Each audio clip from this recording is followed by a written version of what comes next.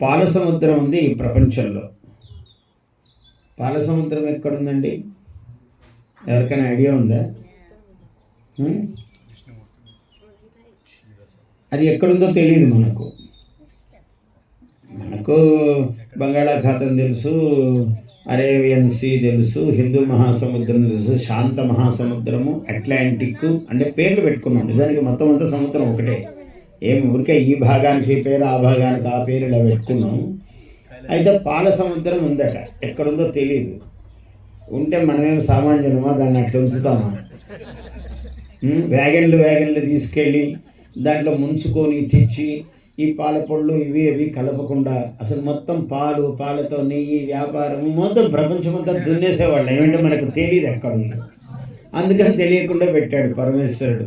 వీళ్ళు తెలుగు వాళ్ళకి తెలిస్తే ప్రమాదం, ఏమైనా చేసేస్తారు, అందువల్ల ముఖ్యంగా తెలుగు వాళ్ళకి తెలియొద్దని పెట్టాడు. అంటే మనమే మంచివాళ్ళం నిజానికి అందరికన్నా. మనం వీడు దుర్వినియోగం చేస్తారు, మనమేం చెయ్యము అట్లాంటివి. అలా పాల సముద్రం ఉంది అన్నారు. ఎక్కడుందబ్బా అని ఆలోచించాను నేను కూడా ఒక్కసారి. అది ఒక చోటు ఉంది. మనం అందుకుంటే అందుతుంది, మనం అందుకోకపోతే అందదు. అలా ఉంది పాల సముద్రం. ప్రతి హృదయము ఉప్పొంగు పాల సముద్రము కాగా, మన మనస్సే పాల సముద్రం.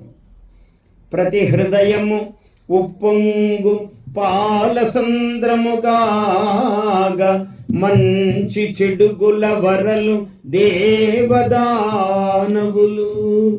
ఈ దేవతలు రాక్షసులు ఇక్కడే ఉన్నారు, మన పాల సముద్రంలోనే, ఇక్కడే ఉన్నారు లోపల.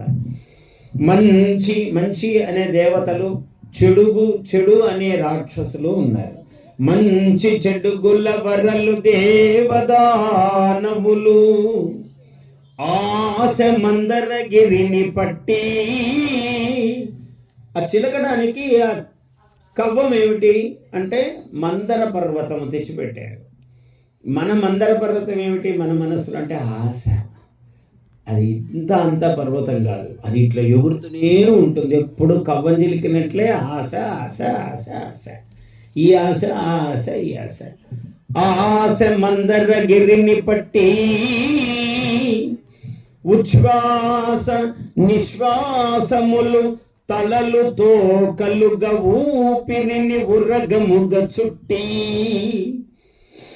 ఉచ్ఛ్వాసం పైకి పీల్చేది తల, కిందికి వదిలేది తోక.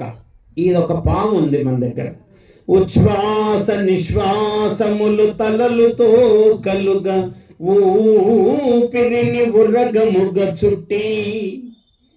శ్రమను చిమ్మినవాడు, సేముషిని నమ్మినవాడు. రెండు రకాల మనుషులు ఉన్నారు. ఒకడు ఊరికే హార్డ్ వర్క్, ఒకడేమో స్మార్ట్ వర్క్.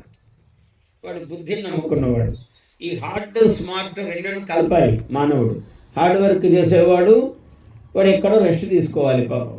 ఈ స్మార్ట్ వర్క్ చేసేవాడు ఏసీ గదిలో కూర్చొని కంప్యూటరు అన్నీ ఇట్లా చేసి అద్దాలు తెచ్చుకుని చాలా ఇబ్బందులు పడి మళ్ళీ కూడా పొద్దున్నే పరిగెడుతుండాలి. నేను 5 మైల్స్ నడిచానండి ఈరోజు, 10 మైల్స్ నడిచానండి అని నడుస్తుంటాడు. మళ్ళీ హార్డ్ వర్క్ చేయాలి వాడు. ఈ హార్డ్ వర్క్ కన్నా నిజంగా హార్డ్ వర్క్ చేస్తే మంచిది కదా. ఇప్పుడు ఇండియాలో కూడా ఏదన్నా ఉతకాలి అంటే ఇలా తీసి, ఇప్పుడు ఎవరు ఉతికేవాళ్ళు అంతా మిషన్. కాబట్టి ఎండకు ఆరేసే పని లేదు. ఇక్కడ మీరు ఎండ చూసుకోవాలి. మాకు ఎండ చాలా ఉంటుంది మనకి ఇండియాలో, కానీ ఎవరు ఆరేసే పని పెట్టుకోరు. అంత డయ్యర్ ఏమో అయ్యరు అయిపోతాడు మానవుడు.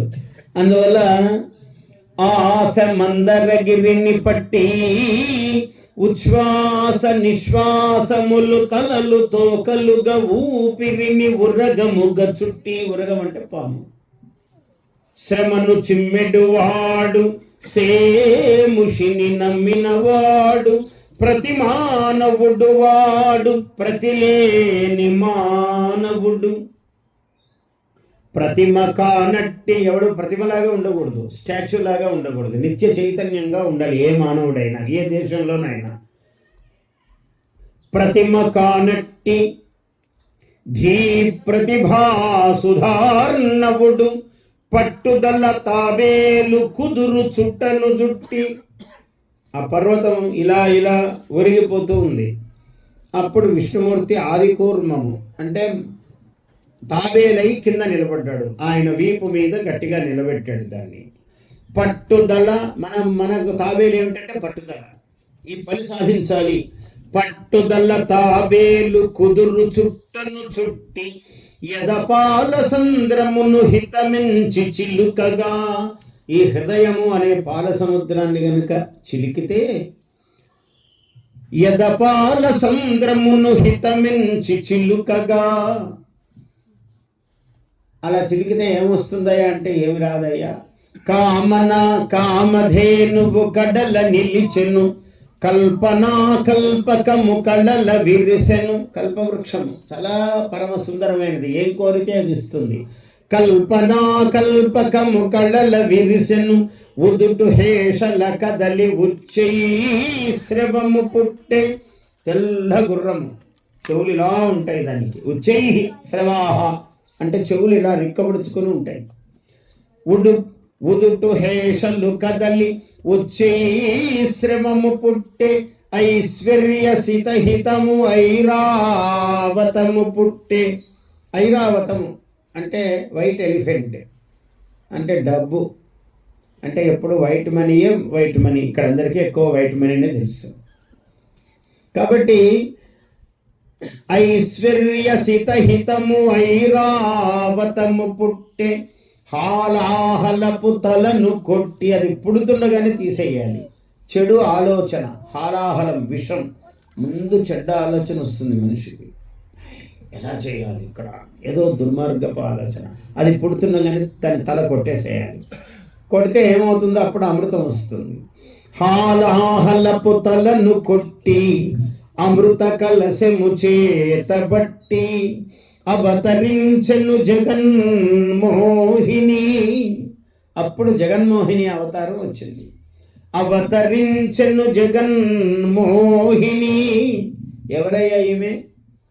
ఆమె ఎవరో కాదు, ఆమె ఎవరో కాదు, ఆమె ఎవరో కాదు, ఈ ఆంధ్ర జనవాహిని. తెలుగువాడు ఎక్కడుంటే వాడు జగన్మోహిని. అందరినీ ఒక చోట కూర్చోబెడతాడు, అన్నీ మాట్లాడతాడు, అన్నీ చేస్తాడు. తెలుగువాడే జగన్మోహిని దేవి. అందు ఈ విషయం చెప్పడానికే అసలు పాల సముద్రం ఎక్కడుందో చెప్పాను. లేకుంటే పాల సముద్రం మనకు అందనీయరు. దాన్ని ఏమైనా పాపాల సముద్రం చేస్తాము అని మనకు తెలియకుండా పెట్టాడు, మన దగ్గరే పెట్టాడు. మన హృదయము పాల సముద్రముగా పెట్టాడు. కనుక్కోగలవాడికే దొరుకుతుంది, లేనివాడికి దొరకదు. అటువంటి పాల సముద్రము మనందరికీ తెలుగు వాళ్లకు దొరుకుగాక. మీరందరూ అనేకమైన మీ ఆశలు, ఆశయాలు, కోరికలు అన్నీ తీరుగాక. ఆ పరమేశ్వరుడు అన్నీ తీర్చుగాక. మీ అందరూ ఉద్యోగములతో, ఆయుస్సుతో, ఆరోగ్యముతో, చదువులతో, విద్యాబుద్ధులతో, గౌరవములతో అన్ని విధములుగా ఉన్నతోన్నత స్థానములు అందుదురుగాక. Please subscribe to our YouTube channel. Like and share this video.